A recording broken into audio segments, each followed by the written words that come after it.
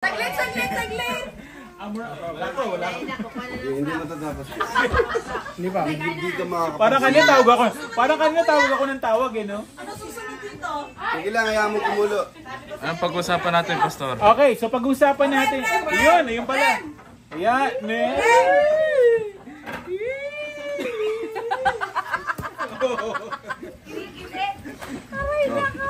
Kinikilig ba? Nasusuka? Parang gano'n eh. Patay naman ito. Hello, happy anniversary. Sige. Gutom na pala eh. Okay, so simple lang naman to, di ba? Simple lang. So, dahil ito ay inyong anniversary, sakto di ba December 3? Sigurado. Ang sabi mo December 5. Mama, 12 plus 3, 15. Oo, so December 3 talaga. Huwag ka magkakamali dun. Gusto mo yung lalaki nagkakamali dun. Pero, Last year ako nagkamali. ikaw nagkamali wala. Learn from your mistakes. December 3. Ayan, so 8 taon na silang Kaibigan. Okay. Yun ang tanong natin sa kanila una. 8 taon na kayong Pitbahay. Sige nga sabihin nyo. Yung pakiramdam ninyo, 8 taon na silang Mag-asawa. Mag-asawa. Ang tagal Sa kanilang pag-aasawa, anong pakiramdam nila? Masaya. Anong pakiramdam ni Ate Tina? Fulfilled! Ayan, fulfilled daw. Ano to? Fulfilled! Okay, can you please tell me more about it? Marites. Tell me more. Tell me more about it. You complete me. Parang hindi. Complete. Enerbonsi. Okay, so kasi nandito tayo. Si God nag-complete sa amin. That's right, that's correct. Yeah, kung hindi dahil kay God, hiwalay na kami. So siya yung nandito sa cross. Talaga? Kaya, Talaga ganun ba? I feel that. I feel that. So I'm sorry for that. Tell me more. Tell me more about it. Tell me more. Okay, so hindi, kidding aside, syempre, because this is a celebration. Iba kasi kapag yung pamilya, yung mag-asawa, yung matindi yung bond, kahit magkaroon na ng mga sukling, diba, hindi po pwede na mawawala yung lambingan. Kasi time will come, ayaw naman natin yan, iiwan tayo ng mga anak natin. Magkakaroon sila ng sarili nilang pamilya. At may iiwan kayong dalawang magkasama. Diba? So that's why, diba yung apat ninyo, May iwan kaming ano. may iwan kayong magkasama. yes. Ayaw mo ba yung heart? Diba? Kaya lang. Ayan. Okay. At tandaan ninyo, yung pinangako ninyo sa Panginoon nung kinasal kayo, diba? Nung kanyang pag-iisang dibdib. Gusto ninyo na kayong dalawang magkasama, magmamahalan ng gusto. Tama? So ngayon, every celebration dapat nilonorish yung pangaka nila. Nakapuling ako eh. Kalahati lang umiyak. Okay. So ngayon, dahil nakapag-celebrate na kayo ng 8 taon, ilang taong pa gusto niyo magkasama kayo?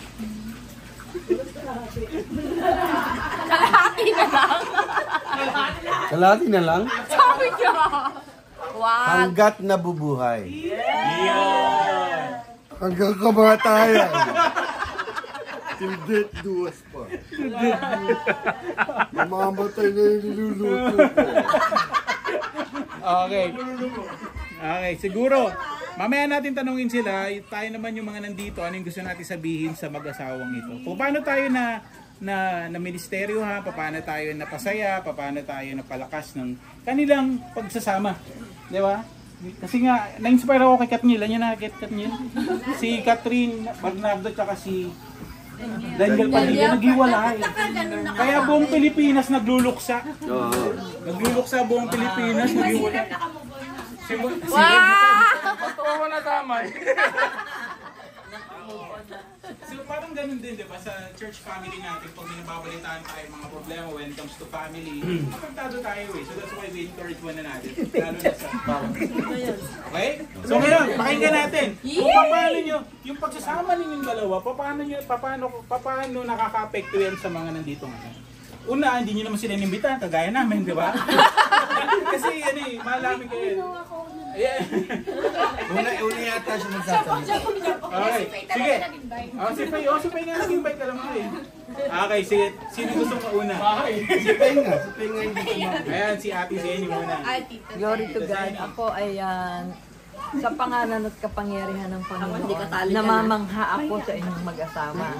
Kung paano kayo naglilingkod sa Panginoon. Si Tina, buntis yan, kahit na uuya-uya, mabigat na yun yan, halos kapanganakan na lang niya, na kabuana na, ay talagang hindi nawawala sa church silang dalawang mag-asawa. Talagang yung gabay ng Panginoon na nakita ko sa kanilang mag-asawa. Kaya nagpupuri rin ako sa papasalamat sa kapatid ng Panginoon sa kanilang mag-asawa. Sa aking pamangkin na si Ryan at kay Tina, na bigay kayo ng Panginoon. Sabi nga sa Proverbs, nakalimutan ko na kung saang ano eh. Sige po sa Proverbs yan.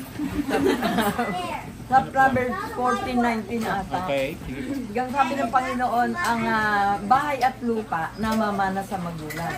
Ngunit ang mabuting asawa ay kaloob ng Panginoon. Kaya sa pangalan ng Panginoong Jesucristo na ating Diyos, naniniwala ako na kayo sa isa't isa ay kaloob ng Panginoon. Ang kabutihan ninyo sa isa't isa, ang puso ninyo na nasa Panginoon ay pagkaloob din ng Panginoon sa inyo. Kaya ang sa akin, ipagpatuloy nyo lang ang buhay nyo. Anumang pagsubok ang dumating sa buhay nyo, kapit lang sa Panginoon. Dahil kayo tinawag ng kapangyarihan ng Panginoon kasama ng inyong mga anak.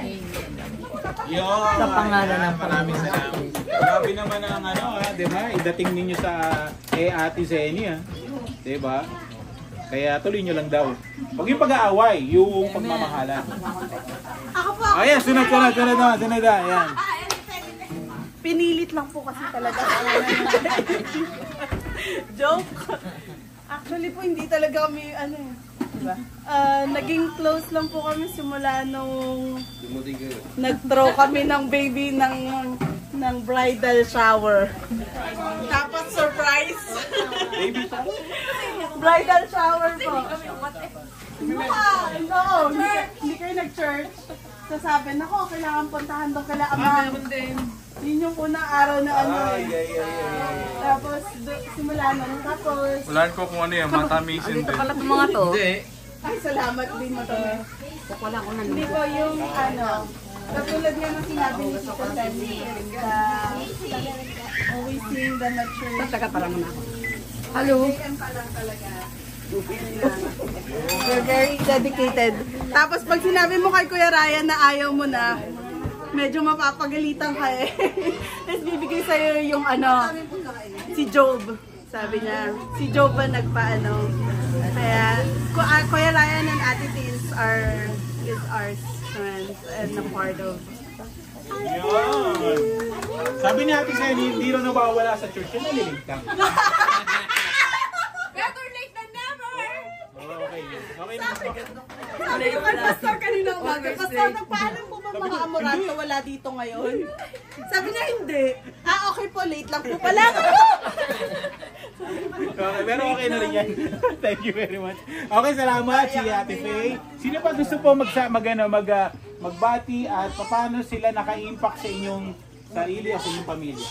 Sino pa po? Ako! Ayan! Ay, kalampas ka. Ayan, syempre si Ate T. At saka si Kuya Mark. Ayan. Siyempre, sabi ko nga, inspirasyon namin kayo. Hindi, sa paglilingkod. Kasi, Kala ko sa pagkadami ko na. nakaka-inspire talaga. Kasi naranasan namin na yung parang isang baby lang yung bit-bit mo, pero napaka, hirap na talaga.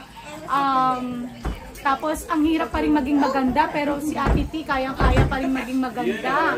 Kahit na 4 na sunod-sunod yung baby niya, talagang, parang walang makakapigil sa paglilingkod. And syempre, ako, personally, di ba, parang bagong salta. Bago lang sa Amerika. Nung unang dating ko, parang pinaramdam mo agad sa akin, kasama si Kuya Mark. Pinaramdam niyo agad sa akin na talagang, very welcome ako sa inyo. Yan. So, hindi ako masyadong nahirapan. Nagkaroon ako ng Ate T. Yan. Thank you, Ate Teens. Yan. At patuloy tayo na maglingkod lang sa Panginoon. Next! Maraming salamat. Mami, next. Ayan si Pastora. Ayan. Ako syempre binabati ko silang dalawa for 8 years. Yeah. Pero like, ilan yung baby nila? 4? Amen. So blessing talaga. At saka blessing kayo sa isa't isa. At saka nakita ko kung paano kayo naglilingkod sa Panginoon. At tulad yung sinabi po ni sister na sa kabila ng nagtatrabaho at nag-aalaga ng baby, naaasikaso nila ang church. At saka talagang blessing, amazing talaga yung how you do this, everything. Very organized ka sa church, sa paggawa mo ng yung mga program, yung mga nabe-bless ako doon. Yeah, nabe-bless ako doon. At saka how you raise your children na paano naglaki na itong mga chikiting na itong nakita ko yung hindi ka napapagod. Hindi ka napapagod. But don't make it yung too much. Kasi tatanda tayo, pagbabayaran natin yung pagdatanda. Like, so much talaga. Huwag mo kakalimutan yung sarili mo. And then, huwag mo kakalimutan si husband na nakita ko naman lagi ka rin nakapostura, huwag mo iwawala yun, lagi ka naka-lipstick, nakatingay, nakaayos ka, hindi ka nagmumukhang pindangga sa kabila ng marami. Hindi ko naman nakikita gano'n, pero ayoko lang sa kayo yung naka-diapers niya.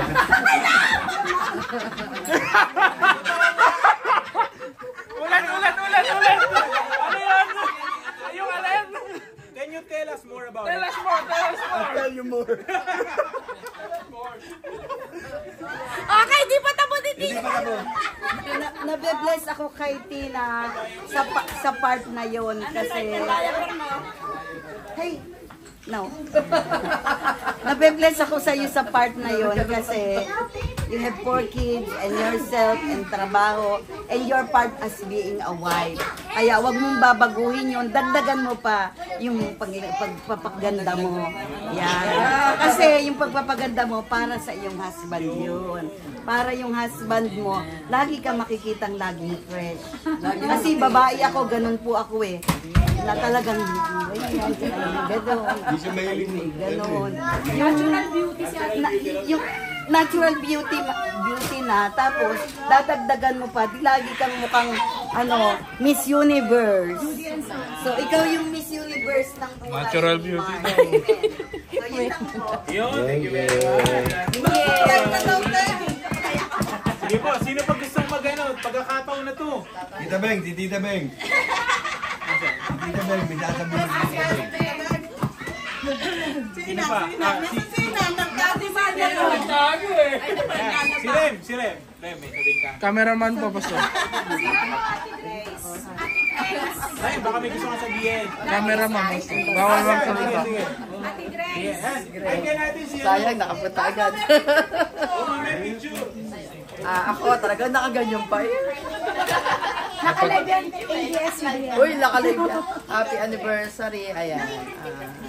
Ako, ang ano ko lang ay talagang sila para sa isa't isa yung ibinigay ng Lord. Blessing. Kasi kita ko din naman si Mark. Ayan, kami ay kita namin ang buhay namin. Nung nandun ba sa Pilipinas, alam ko yung mga niya, talagang binigyan siya ng mapapangasawa ng Lord na kaya siyang alagaan, kaya siyang kaya siyang i-control, ayan. Ayan, talagang blessing sila sa isa't isa. Thankful din ako sa Lord kasi si Tina ay napaka-thoughtful. Ayan, talagang Oo nga, nahihiya na nga ako kasi wala pa kami may ano sa kanila pero hayaan nyo pag nakaluwag-luwag. Pag binless na ni Lord na todo-todo, makakabawi din kami. Ang may bibigay pa lang namin sa inyo sa ngayon ay panalangin. At pagpalain kayo ng Lord, happy anniversary. At lagi nawa kayong in love sa isa't isa. Alagaan niyo yung isa't isa. At maraming pang taon. Ayan. Sabi niya, may forever. Kaya naman. God bless! I love you. Sige, sino ba po? Baka meron pong gusto. Ayan. Yan na. May wisdom yan. Happy anniversary. Talagang bilib na bilib ako sa inyo. Saludo ako sa inyong dalawa. Kasi ang pagsasama nyo, si Lord ang namamagitan. At saka sa lahat ng bagay, napakaganda ng pagsasama nyo. Lalo na sa mga pagsisilbi sa Panginoon. At saludo ako sa inyo, sa tiyaga nyo, sa pagpapakain sa mga bata. 3 oras, 2 oras, basta mapakain nyo lang sila. Talagang, inspired ako sa mga alam ko, magtatagal kayo. Ayan na kami, hindi na makatagal ng gugutom.